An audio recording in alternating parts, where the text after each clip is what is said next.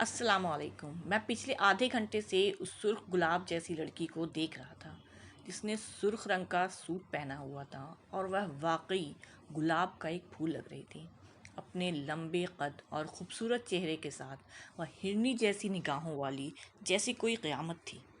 मेरी उम्र 21 साल थी और आज मेरे बड़े भाई की शादी थी।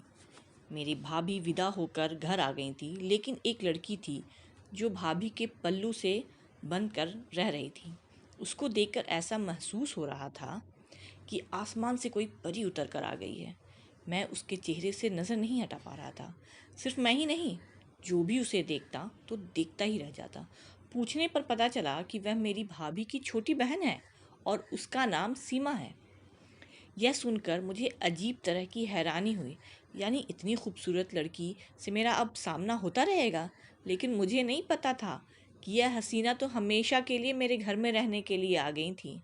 जब शादी का हंगामा ख़त्म हुआ और मेहमान अपने घरों को वापस जाने लगे, तो मैंने देखा कि वह लड़की घर पर ही मौजूद है, यानी कि मेरे घर में।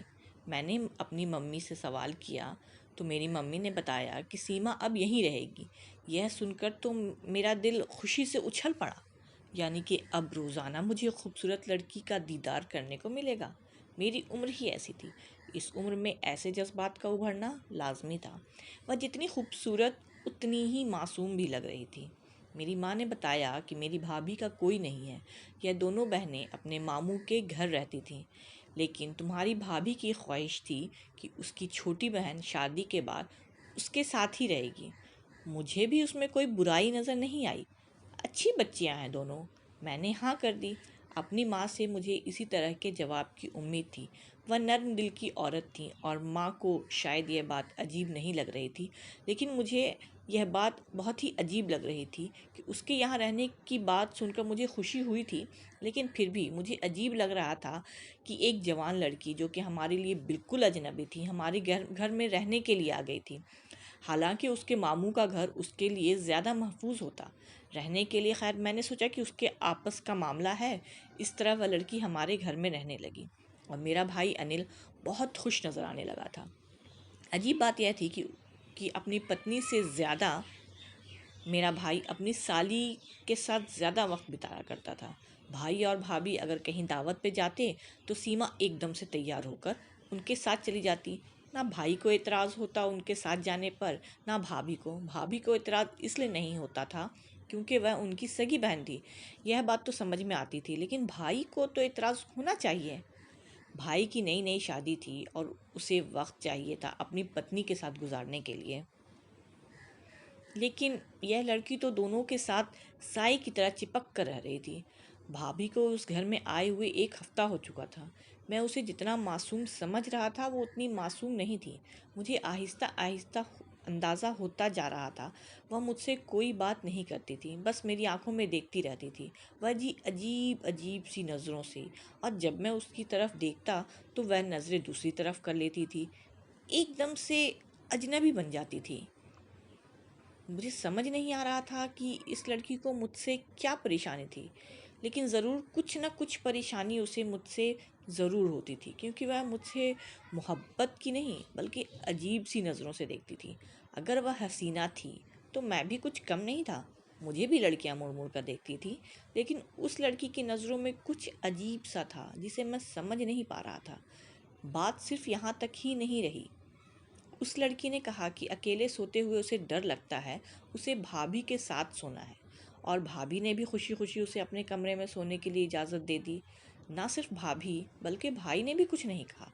इस बात ने मुझे और भी ज़्यादा परेशानी में डाल दिया था।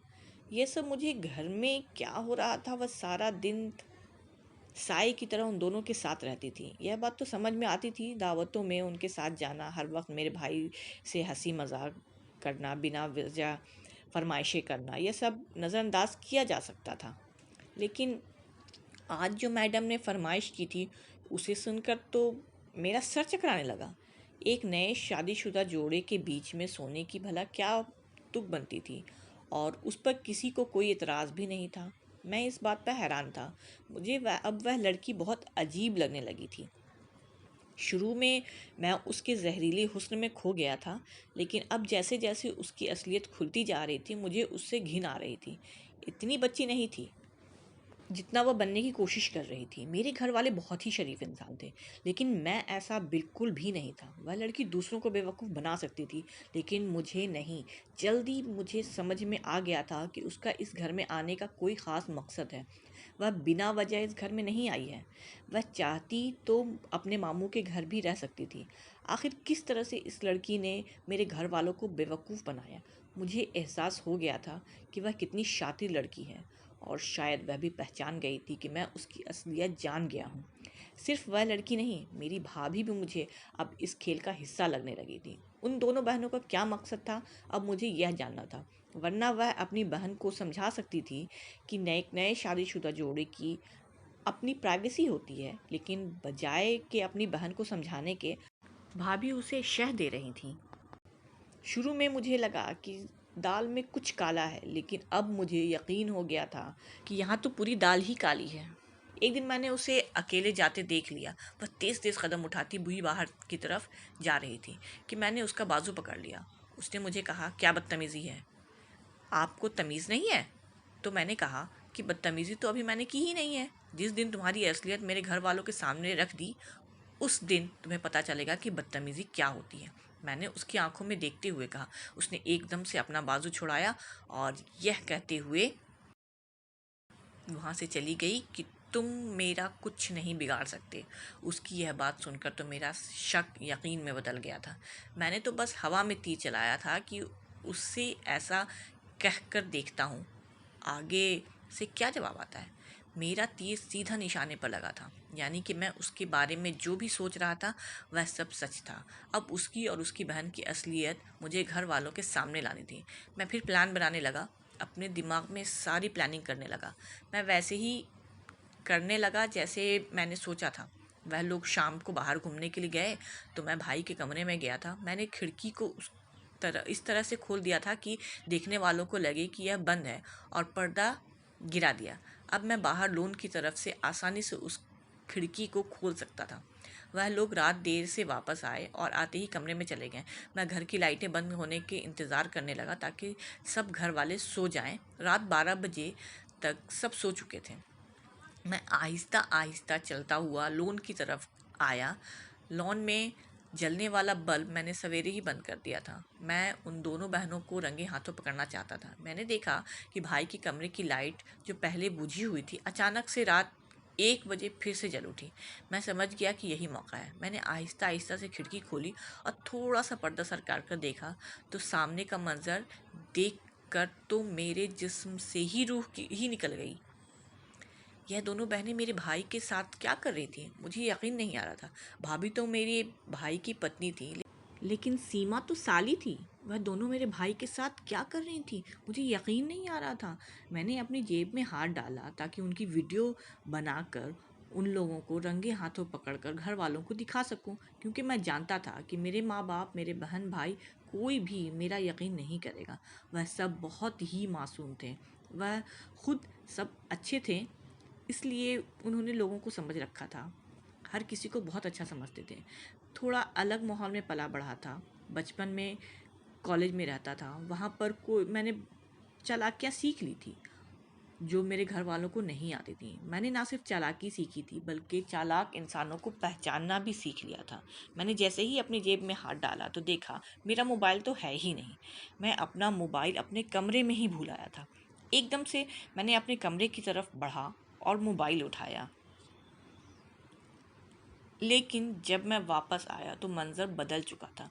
उन दोनों ने कमरे की बत्ती बुझा दी थी। हर तरफ अंधेरा ही अंधेरा था, कुछ भी नज़र नहीं आ रहा था। मुझे अपने भाई की चिंता होने लगी थी। मैंने सोचा कि मैं दूसरी बार कोई गलती नहीं करूँगा। कल मैं उनको रंगे हाथों पकड़ कर ही रहूँगा। लेकिन इससे पहले मैं कुछ करता, सीमा समझ गई थी कि मैं क्या करने वाला हूँ। इसलिए उसने ऐसा हंगामा किया कि मेरे ही घर वालों की नज़रों में मुझे ही गिरना पड़ा। इससे पहले कि मैं अपने भाई की कमरे की तरफ जाता, वह मेरे कमरे में आ गई। दरवाज़ा खुला हुआ था, मैं लॉक नहीं करता था। वह अचानक से अंदर आई और दरवाज़ा बंद कर दिया। उसे देखकर ही मैं समझ गया था कि वह गलत इरादे से आई है। मुझे देखकर उसने कहा कि तुम हमारी वीडियो बनाना चाहते थे खिड़की से? तुम्हें क्या लगता था कि मैं तुम्हें नहीं देख रही थी? उसकी यह बात सुनकर तो मैं हैरान रह गया। यानी कि उसने मुझे देख लिया था। कितनी शातिर लड़की थी वह, मेरी सोच से भी ज़्यादा। मैंने उससे कहा कि मेरे कमरे से निकल जाओ। तो उसने कहा, ऐसे तो नहीं जाऊंगी, हम तो डूबेंगे सनम, तुझको भी ले डूबेंगे। ये कहने के बाद उसने अपने दाएं बाजू पर हाथ रखा और अपनी शर्ट की आस्तीन फाड़ दी। इसके बाद अपने बालों का जूड़ा खोलकर उन्हें बिखेरा, फिर दूसरी आस्तीन भी फाड़ दी और ज़ोर ज़ोर से चीखना शुरू कर दिया, बचाओ, मुझे बचाओ। इसकी इस हरकत पर मैं हैरान हो गया। मुझे इससे इस तरह की उम्मीद बिल्कुल नहीं थी, लेकिन वह मुझे जानती नहीं थी। अगर वह चालाक थी तो मैं भी उसकी सोच से भी ज़्यादा 10 हाथ आगे था। उसकी चीख सुनकर सब घर वाले आ गए थे। घर वालों ने के पूछने पर उसने बताया कि मैं उसकी इज्जत पर हाथ डालने की कोशिश कर रहा था और मेरे मासूम घर वालों ने एकदम से उस रोती हुई लड़की का यकीन कर लिया था। मेरे घर वाले मुझ पर गुस्सा करने लगे। भाई ने मेरी पिटाई करनी शुरू कर दी, लेकिन फिर मेरे पापा ने रोक दिया। मेरे पापा ने मुझे कहा कि अभी के अभी मेरे घर से निकल जाओ, मुझे तुमसे यह उम्मीद नहीं थी। तुम एक अनाथ लड़की की इज्जत पर हाथ डालोगे। इस बच्ची को रहने के लिए जगह नहीं थी, इसलिए हमने इस घर में जगह दी, लेकिन इसका यह मतलब नहीं है कि तुम उसके साथ इस तरह की हरकत करो। मुझे तुमसे यह उम्मीद नहीं थी। मेरे दूसरे बेटे को इस तरह नहीं है, लेकिन तुमने शायद कॉलेज में रहकर यह सब सीख लिया। पापा की बात सुनकर मुझे बहुत दुख हुआ था। अब मुझे यह मामला संभालना था। मैं पूरी तरीके से फंस चुका था, लेकिन मुझे पता था कि मुझे क्या करना है। मैंने कहा कि ठीक है, आप लोगों को अगर मेरा यकीन नहीं है तो ना करें, लेकिन एक बार अनिल भाई के कमरे की तलाशी मुझे लेने दें। बल्कि आप खुद सब मेरे साथ चलें। मैं आपको कुछ दिखाना चाहता हूँ। उसके बाद मैं खुद ही यह घर छोड़कर चला जाऊँगा। इतना तो मैं समझ गया था कि यह सारे सबूत मिटा चुकी होंगी, लेकिन चोर चाहे जितना भी शातिर क्यों ना हो, कोई ना कोई गलती ज़रूर करता है। मैं भी उनकी एक गलती को पकड़ने के लिए घर वालों को भाई के कमरे में ले आया। सीमा और भाभी दोनों को यकीन था कि उन्होंने सब कुछ पहले से ठीक कर दिया है, लेकिन एक गलती जो उनसे हुई थी जिसका उन्हें अंदाज़ा भी नहीं था, लेकिन मैंने वह गलती पकड़ ली थी। मैंने भाई से कहा था कि भाई, रात को यह दोनों आपको बेहोश करती थी और घर में जितना कीमती सामान है, पैसे, ज़ेवरात एक बैग में डाल रखती थी। मैंने अपनी आँखों से देखा है कि आपको बेहोश करने के बाद यह सारा सामान बैग में डाल रही थी, लेकिन मैं उन्हें देख चुका था, इसलिए उन्होंने सबूत मिटा दिया। भाई ने कहा कि तुम्हारी बात पर मुझे यकीन नहीं, ऐसा कुछ नहीं है। मैंने बेड के नीचे से वह कपड़ा उठाया और साथ ही बेहोशी की वह दवा भी उठाई और घर वालों को दिखाया, जिसे देखकर भाभी और सीमा का रंग फीका हो गया था। यही वह गलती थी जो उन दोनों ने की थी। भाई को बेहोश करने के बाद उन्होंने यह सब बेड के नीचे फेंक दिया था। मुझे पूरा यकीन था कि उन्होंने यह सबूत मिटाया ना याद नहीं होगा। थोड़ी देर बाद ही मेरी बड़ी भाभी कमरे में आई और कहने लगी कि उनका सारा जेवर कमरे से गायब है। मैंने कहा कि यह सारा जेवर इन दोनों बहनों के पास है। यकीन नहीं आता तो तलाशी ले लें। काफ़ी तलाशी के बाद भी घर वालों को कुछ न मिला। फिर मैंने कहा कि घर में मौजूद जो पैसे आपने रखे थे वह तो देख लें कि कहीं रखे हैं या गायब हो चुके हैं। मेरे पापा ने जहाँ अपने पैसे रखे थे वहाँ देखा तो कुछ भी नहीं था। मैंने कहा, अब यह सब कुछ इन दोनों बहनों का किया था रहा। रातों रात इन लोगों ने पैसे कहीं गायब कर दिए हैं। जब जेवर और पैसे घर वालों को नहीं मिले तो उन लोगों को भी शक हो गया। मैंने घर वालों से कहा कि कल रात मैंने इन दोनों को यह कार्रवाई करते हुए देख लिया था, जिसके बदले में सीमा ने मेरे साथ ये हरकत की है। मुझे घर से निकलवाना चाहती है। रिश्ते करते वक्त आप लोगों को सोचना चाहिए था कि किन लोगों से रिश्ता कर रहे हैं। ना जान ना पहचान आप लोगों ने लड़की का हुस्न देखकर शादी कर ली। मेरी माँ ने भी तलाशी ली। घर में ना कोई जेवर था, ना कोई पैसा था। तो उन्हें सारी बात समझ में आ गई। मेरे भाई ने कहा कि सब कुछ वापस कर दो, वरना अभी पुलिस को फ़ोन करके दोनों बहनों को हवालात के चक्कर लगवाता हूँ।